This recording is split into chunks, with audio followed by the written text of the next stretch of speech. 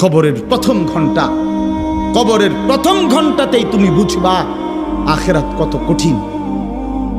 রাসূলুল্লাহ সাল্লাল্লাহু আলাইহি ওয়াসাল্লাম বলেন, কবরে যেই নাফরমান প্রশ্নের জবাব দিতে পারবে না, তিনটি প্রশ্নের, তো আল্লাহ তাআলা বলবেন কাযাবা আবদি, ফেরেশতা আমার এই নাফরমান বান্দা মিথ্যা বলেছে।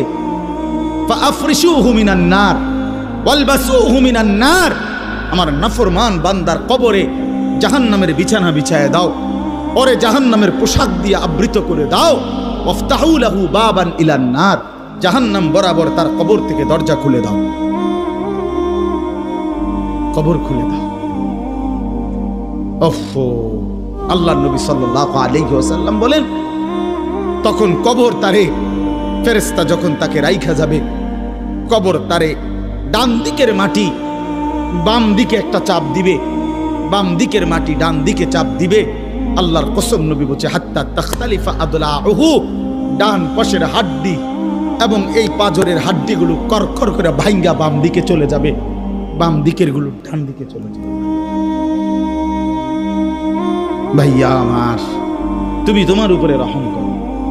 বাপ আমার, আপনাদেরকে বলি, হারামের টাকা উপার্জন কইরা, সুদের টাকা, কিস্তির টাকা, ঘুষের টাকা, ওজনে কম দেওয়া টাকা, হারাম ব্যবসার টাকা, বাটপারি সিটারির টাকা দিয়া বংশ, ফ্যামিলি, স্ত্রী, সন্তানের জন্য রাইখা যাইয়েন না।